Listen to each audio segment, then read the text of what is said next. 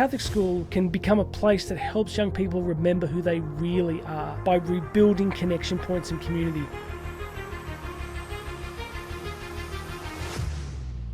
Well, hello there, my friend Jonathan Doyle with you. Welcome to the Catholic Teacher Daily Podcast. Today we are doing a final quote in a series of quotes from Abigail Shrier's new book, Bad Therapy. It's a really powerful book. I guess what it's talking about is the entire therapeutic well-being model that we've inflicted upon the education system, and young people may not be attaining the ends we hoped it was attaining. And today I'm going to share with you a final quote. This one is from the same book, Bad Therapy, but it's a quote from a long interview that the author Abigail Shrier did with Jordan Peterson. So let's hit that quote right now. By making our children obsessively focused on their autonomous selves, all we do is pull them out of their social context, isolate them, and make them neurotic. Okay, as I've said each day, if you go under here in the description, there'll be a podcast version of this message, which is a lot longer, and I go into much more detail. What Peterson is pointing us to is a little bit like yesterday's message where I talked about the obsession with psychological happiness. If we raise a generation of young people to be fixated on the autonomous self, and that's very possible, right? Because we live in this highly technological, highly atomized culture. Family connection points, extended networks, grandparents, nephews, nieces, cousins have broken down quite significantly.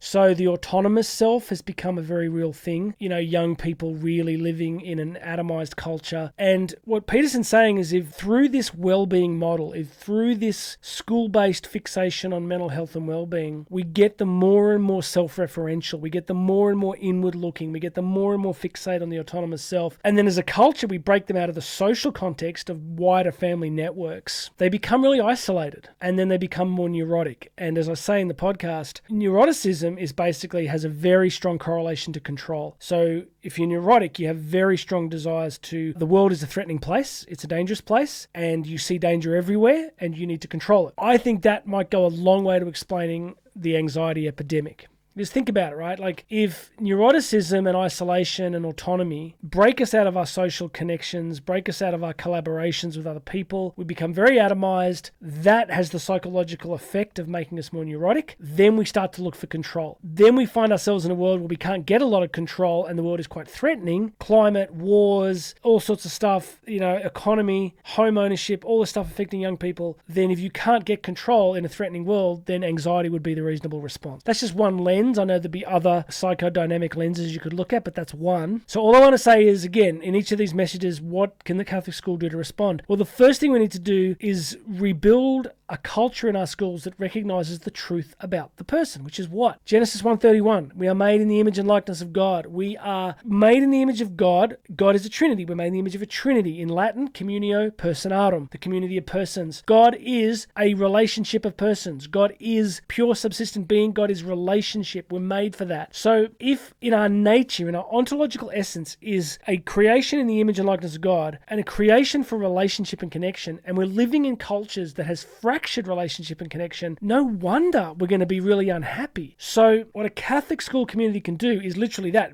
rebuild community, rebuild ways of caring for each other, belonging, looking after each other that don't exist in the wider culture. This is a thing now. We have to do this. We didn't ask for this job, but it's fallen to us at this moment in history. So what I'm saying is that a Catholic school can become a place that helps young people remember who they really are by rebuilding connection points and community. And a crucial part of this in your school is teaching them to care for others.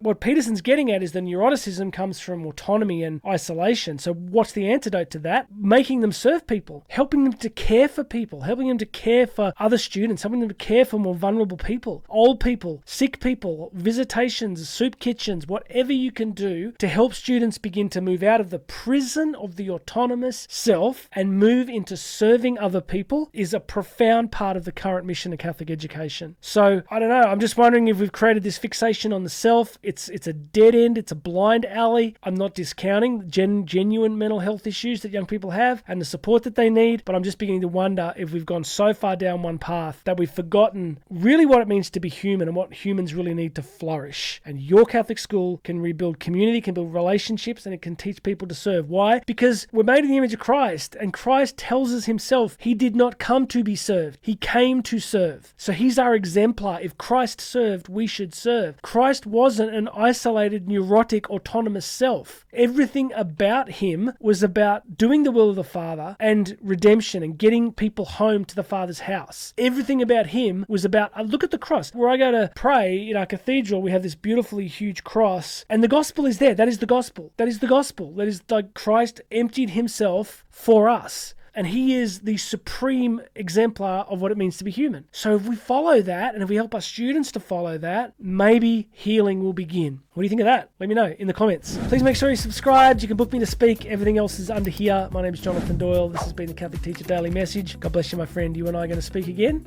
very soon.